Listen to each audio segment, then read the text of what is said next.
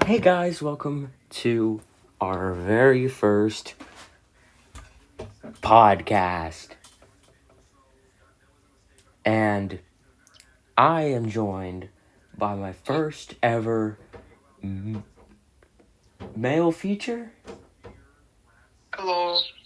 this guy. And Hello. as you can see, we have the beautiful Steve picture. I'll show you that later, Shane. That is going to be our banner.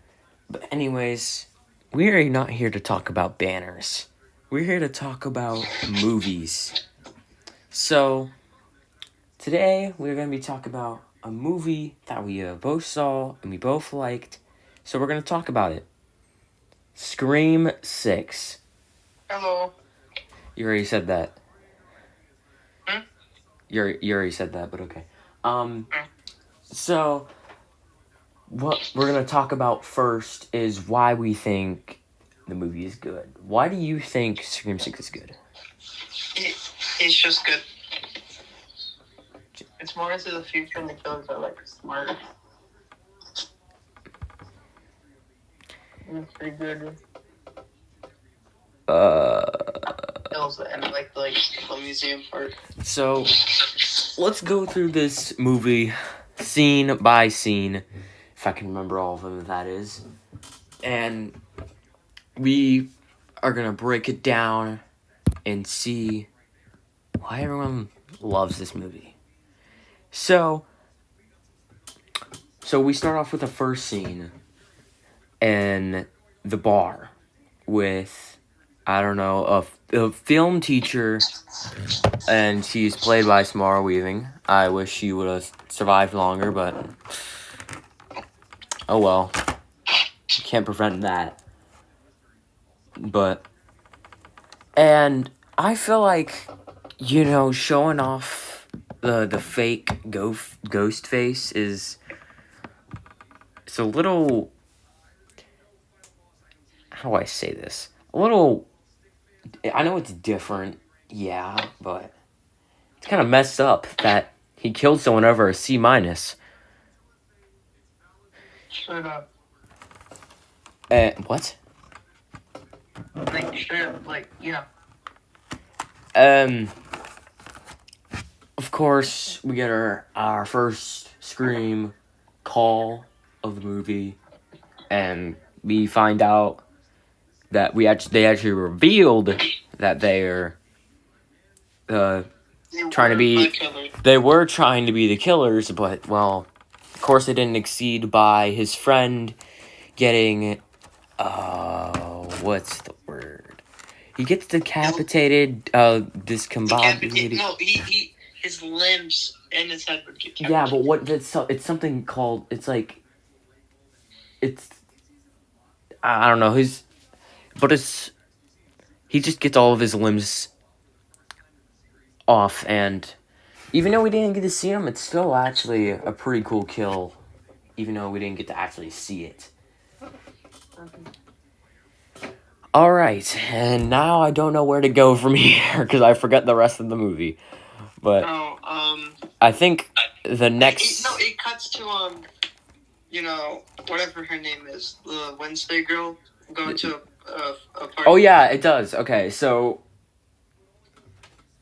Actually, no, it's... The guy goes down the street, and that's the first time we actually see Jenna. I forgot her actor name, or not her actor name, her character name, but whatever. And then it confirms that she's going to a party, even though what happened after Scream 5. And then her older sister Sam is just trying to protect her from those weird people just getting up the stairs and trying to have, the bang times. Yeah. And what's the best thing about this scene in the movie is I feel like this shows what they've been doing and how they've been feeling like. And what the heck was that? I'm putting away my snakes in its cage. Okay. And it's a good scene. And then after that, they leave the party, and, well, she gets, of course, attacked and called the killer. And, of course, and then, don't throw. And then, after that, we see on the news, they take that clip out of context, and then they try to make her as the killer. Yeah. And he was the ones to frame it's the two killers from the last movie. After I saw the girl, I just wanted to punch her in the face. She was just didn't like her. But yeah. And so then we cut to them going home and seeing that Jenna apparently hates her life and she wants to die like all teenagers do. And then he meets with the jock guy. Of course, I forgot his name too. You see, like, the original people from... He's the person. He's the jock from Scream 5. It's the original people from... From the Woodsboro ones from last movie. Yeah, we don't get this... The people from the original movie, first of all, Shane, have you seen Scream 5? I forget. Yes, I have. Okay, so in Scream 5, Dewey dies. Yeah. And Sydney is... like everyone beside Dewey. And then Sydney is just out somewhere. She's not even seen in this movie. But the only one we see is Gail with her very, very blue eyes, I will have to say. Mm-hmm. And then, you haven't seen Scream 4. But it kind of did spoil a little bit in this movie. Kirby comes back from Scream 4. She got stabbed, and you all think, oh, she died, but then she came back. As we can confirm in this movie. The thing that really puts this movie, like, not above the original is just... Sometimes it's very blatantly obvious of who the killer is. Yeah. You can definitely... in 6, it was kind of not... It was kind of hard to describe who the killer was. Yeah. If you have, like, say, for example, you're at a party and you have some friends who have never seen Scream, they're going to be shocked and they're going to be surprised of who those killers are. Mm-hmm. And, Oopsie Daisy, Lemon Squeezy. And, but in this movie, you can already get clear of one of them because that guy in the curly hair is just the most suspicious thing you have ever seen. Mm-hmm. And plus, the girl died, so, like... He's so obvious because he's not even in half the movie. Mm-hmm. He's only in, like, one part of the movie when he came back, which it was so obvious that we... First of all, I thought it was, like... the guy from across the hall.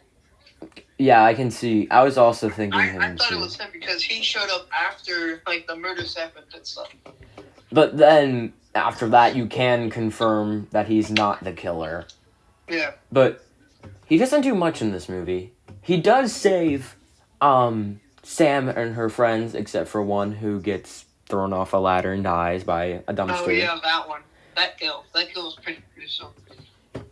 Yeah, and it's shown in this movie that Ghostface is not messing around this time. He is going full rogue.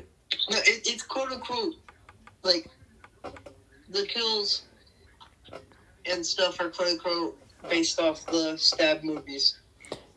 Yes. I don't know if they did mention, I don't remember that part. Did they mention? I don't know. Yeah, they did mention it. Okay. Because if they did, then that's a pretty nice touch. Because in the 5th one, they were talking about it too, and then they still talked about it in the 6th one. Because the kills in the 5th one are the same as the kills in, like, what, the first one? Not the first one, like the... Not the first one. But there is one kill. Well, Oh, yeah. well, there you think he's killed, but It's the that first one. it's the stupid guy who everyone knew who it was. He got a TV thrown in his head, the same TV from Stu, Yes. and well, of course he Yeah. comes back. The fifth one is off the stab movies, which is the first one. Oh, I should have mentioned. I also should have mentioned this earlier. So every single Scream movie has a point. You know, the first one is just talking about horror movies in general. The second one is talking about horror movie sequels. The third one is talking about trilogies. The fourth one is talking about remakes. The fifth one is talking about, like, how do I say that? A sequel to a remake. And then this one is talking about the entire franchise. Yeah. And so where all circles back around, and of course we see. I'm most likely sure that Scream 6 is the last Scream movie. Yeah, if they make another one, I swear to God, there's no point. If it's the final one, all 6 movies, and it would represent Scream like. It would represent like horror movies, like how they have grown, and the first. Well, all 6 movies actually. There's 6 movies, and Scream is 6 letters. And there's 6 movies. Are you trying to say that they're gonna keep it like that because of the letters of the name? No, I thought of that like last night. At like 4:00 in the morning. They're probably not gonna do it. They're probably not gonna do another one because For a while. for at least I don't think they are. I know this movie did great, but I don't think they should though. They shouldn't. And what and going like all the exact same type of story. Going back to what I said earlier, this is like a part of the movie where this is like at the end of the movie we have the mausoleum or the museum part where they show all the previous kills from the movie. The museum part was pretty cool. It does have a lot of history for the franchise. And the museum part was probably the coolest. And it was a great twist. We'll reveal the killers in a second, but I like this because it gives me nostalgia, which I think it's what it's trying to do, and also flips it on a different way. Like, this wasn't always here. This was from the guy from the last movie, Richie, who was the killer in the last movie. Yeah. He loved the stab movies, collected them, even made his own stab movie and showed it. I don't think he released it, but it was on the big screen at the ending. And then, of course, we get revealed to the technically 3 killers. There's the 2 killers who do everything, and then there's the guy, who's the mastermind. Yeah, the cop is the mastermind behind the entire thing. And he did it because that was his son. And yeah, Richie was his son. I don't know how I feel about that, to be honest. That is a very... How can I say this? It's kind of cheap, but it's also not. I don't really like it too much, but I don't hate it. Yeah. And then, of course, we get to the Ghostface fights. The Ghostface fights. A pretty gruesome kill was when he got stabbed straight to the mouth. That was by... Yeah, and somehow he didn't die from that, which I just don't understand. Yeah. But then we have the Ghostface chase scenes. These parts are like some of the best chase scenes in the franchise. There is, of course, the one at the very end where they're like going around the entire museum and like theater, and then they're fighting with anything they find. That guy probably put up the best fight to a Ghostface ever. Because, oh man, did they get beat up. Mm-hmm. It was funny too.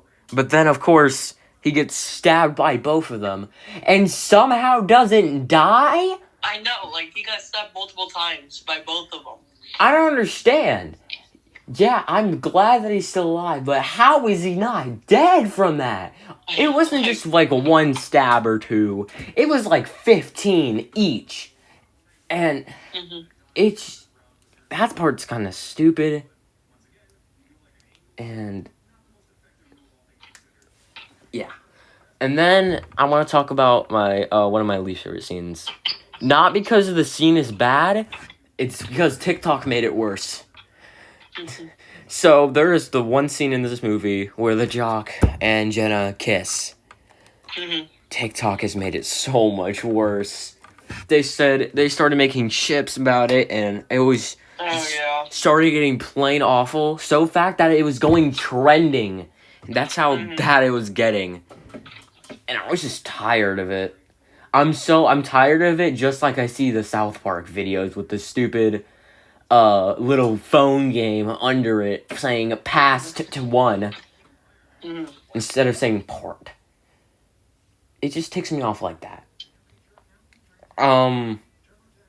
Maybe I should mention everyone in the movie before we keep going. Okay, so first off, we have, this is just over the mess. We have Sam, we have Jenna, we have the jock, and we have the girl, the one that's the brother to the jock.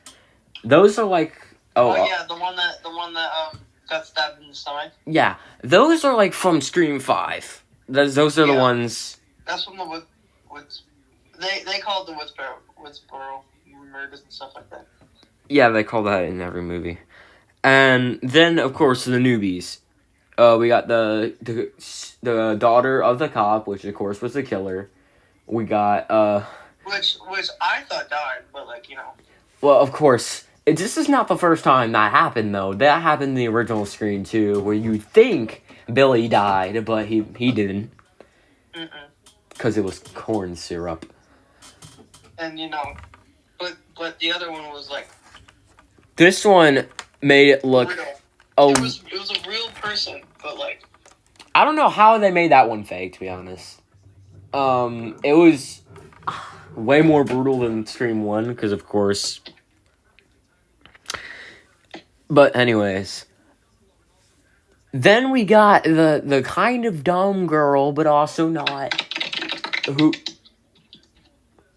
What the heck was that? Cards. I'm shuffling cards while I'm talking. And then we got the dumb girl, but also not really the dumb girl, who gets killed by ladder. Yeah. And she was off the ladder because she had a really big stab wound. Yeah, it was like it basically changed her being alive or not. And then we got, of course, the stupid cop and the stupid guy together. And you think that there's a good part of the movie where they actually trick you. It's like so hard, where like the cop is crying over his quote unquote dead daughter, and I feel like that scene is powerful just because how he made it look like real, and everyone believed it because of course why would he murder his own daughter? Yeah. But he didn't. And then, we also got a new, boyfriend to Gale. Or new husband. I don't know. And, he's just a nothing character. Barely appears in the movie. He dies very quickly. And he just does nothing with him. And also, that scene with Gale, that was intense.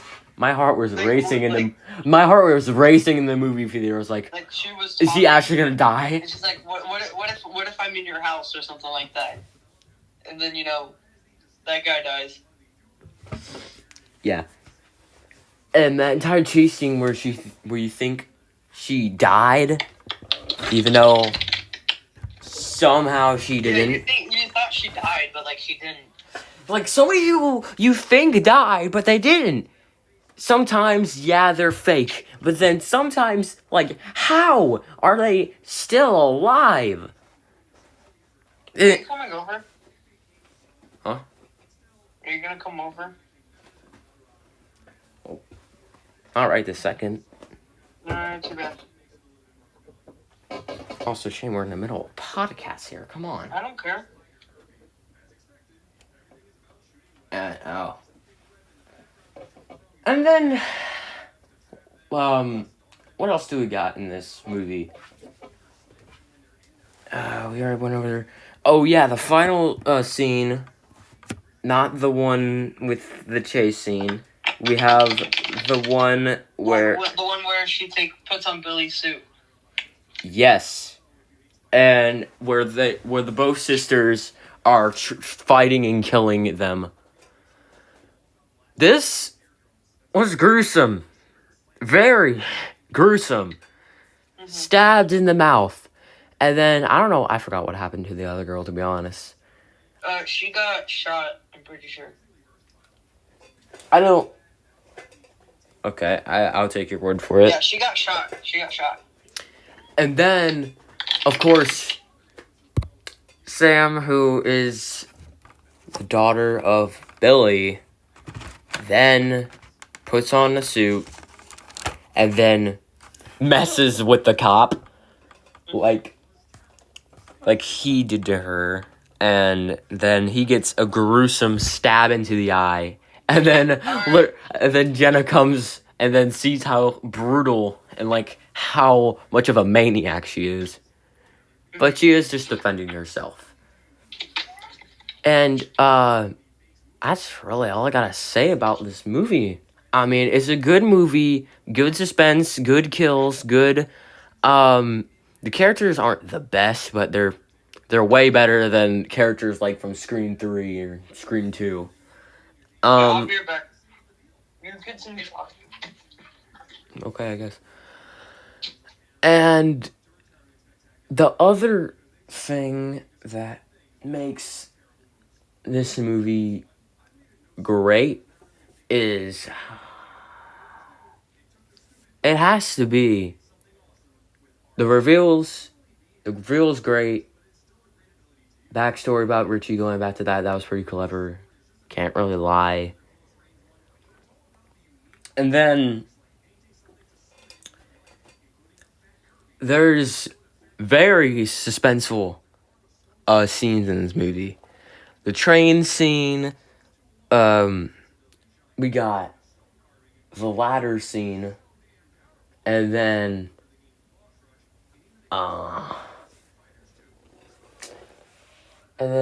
of course the final scene is suspenseful, but oh well.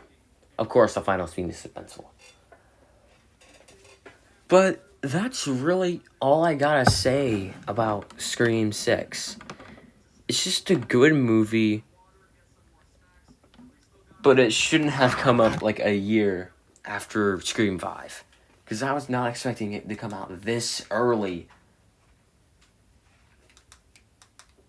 And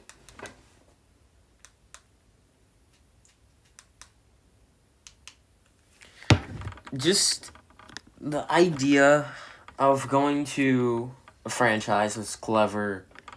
And if they do make a Scream 7, I have no idea what they're going to make the topic on. Because they've done a topic for every single movie, like I mentioned earlier. How are they going to do that? They're going to, like, do, Are they going to do... I bet they're probably going to do, like, maybe a sequel to a remake, because they have done that before, or other franchises have done that before. Or they can do a reincarnation of the franchise, where it goes in a completely different direction. Like, maybe, instead of, like, hiding the killers the entire time, they actually, like, reveal them in the first, 10 minutes. And then everyone knows to look out for them, but you can never find them. That would probably be like a good idea. Another idea I think could be great for Scream, or not great, just an idea that I have, is maybe more than 2 ghost faces. Maybe they can have like 5 or maybe like 10 and make it like, or they have this idea where like everyone, the leader of the Ghostface Pact wants Sam killed, and then what they do is they hire all these ghost faces to kill her, and then there's like 1 billion ghost faces. They all try to kill her. That's another idea I've been thinking about. But I feel like Scream is just a really great franchise. This is a really great movie, and I feel like it is just it. What it did was it restarted the franchise of horror. It helped it get back up. It did a Cinderella Man, if you will. And